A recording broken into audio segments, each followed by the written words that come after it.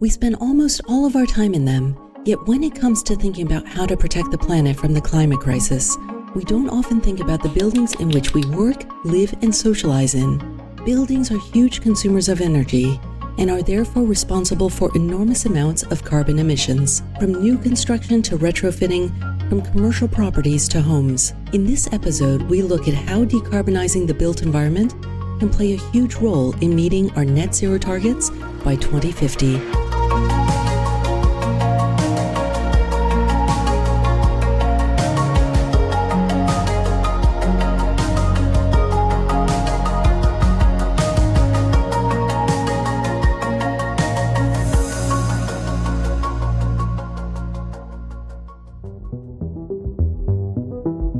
The buildings and construction sector is responsible for almost 40% of energy-related carbon emissions worldwide. That means that no level of climate protection is achievable without addressing the built environment. If you add up all the commitments companies have made about sustainability and the carbon emissions that will take out, we're still at about the 20 to 25% mark of where we need to be to stay below 1.5 degrees. As populations continue to grow and we increase the consumption of energy, it's very important for us to find ways to improve our energy savings capabilities and to replace fossil fuels with electric processes. The scale of decarbonizing the built environment is challenging. However, the technology is available now to take on that challenge. Electricity 4.0, the convergence of electricity and digitization, can unlock the net zero buildings of the future. All electric and all digital buildings are the future for reducing and replacing fossil fuels and reducing CO2 emissions. Electricity is the most efficient form of energy and is the fastest vector to decarbonization. Our view of Electricity 4.0 is the intersection of digitization, decarbonization, and decentralization. Digitization allows us to make the invisible visible. We understand how we're using energy. Then decarbonization is about moving from sources of energy to the cleanest one, and electricity is the cleanest one.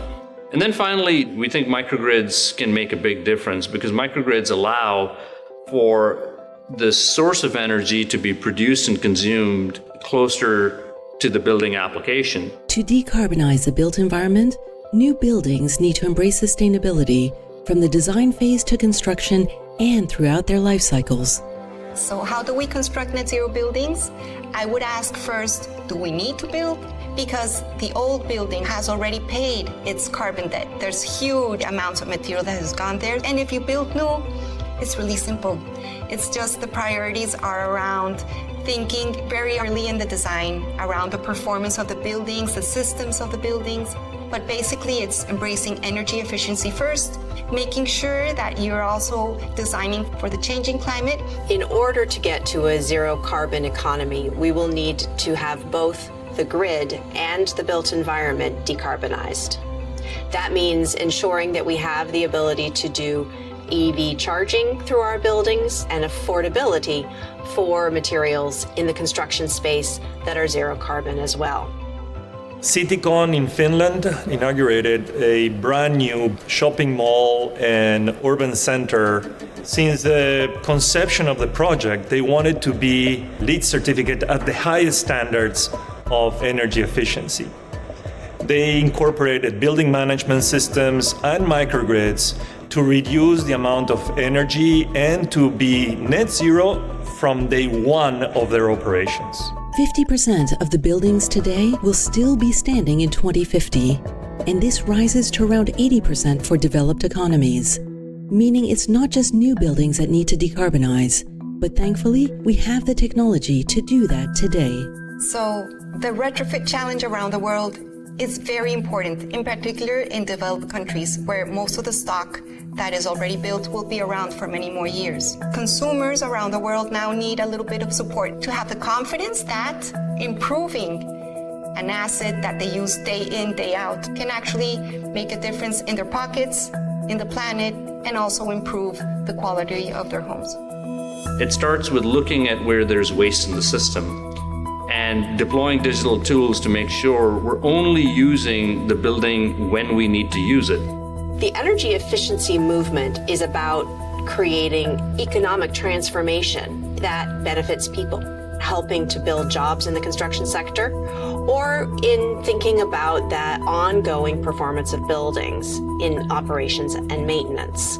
The benefits actually are economy-wide. So digitalization is helping us achieve new levels of energy efficiency and accelerate our path to decarbonization.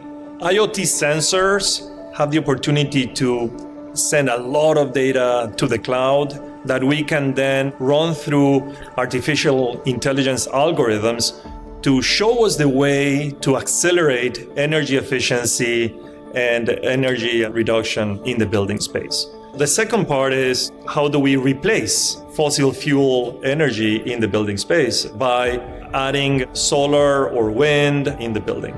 After moving into their Kallang Pulse building in Singapore, Schneider Electric quickly moved to retrofit the building to be more energy efficient, as well as installing solar panels to provide their own clean and reliable energy. You know, for Schneider Electric, as one of the most sustainable companies in the world, we want to be role model in every single building in the world. I am in the Kallang building, which is a Schneider headquarters in Singapore. It's very interesting because this is a place where we combine the three pillars of strategize, digitize, and decarbonize, and making sure that you can monitor the building real time and implement a certain number of quick actions to make sure that you reduce your energy consumption. But it's not just commercial properties that can benefit from net zero solutions. Building and retrofitting homes to be net zero don't just help to protect the environment, but they also create more comfortable and energy efficient homes. Providence Homes is a home builder that we've partnered with for a long time, and what they wanted is more granularity and understanding of exactly where the power was being consumed and when. And what Wiser Energy does is it allows us to be smarter about that consumption, and that data then empowers the homeowner to make choices both in terms of consumption, waste, what they can turn off, and also time of use. So imagine a house that is comfortable, that is adaptable, that you can understand. How is it adapting to the changing climate? Maybe through information on your smartphone. It's a home that is being kind to Earth, but it's also being kind to the people that are using it. Businesses that embrace sustainable building solutions are not just doing their part to protect our planet, but they're also protecting their own economic and competitive edge. If you don't have a net zero building, you will end up having stranded assets that will not be valued by owners or operators of these businesses.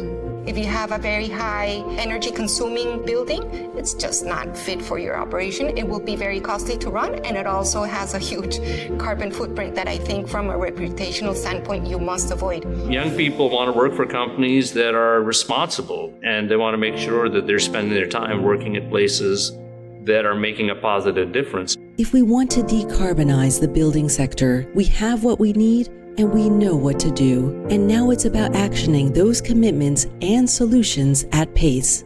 This is a decisive decade for us to move to net zero buildings.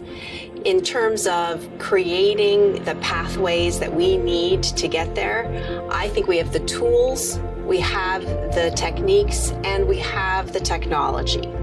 I am very bullish about the future. For the first time, we have federal governments and local governments, financial institutions, industry, and consumers all aligned towards our path to decarbonization. I'm an optimist, but more than being an optimist, I think it's important we're all activists.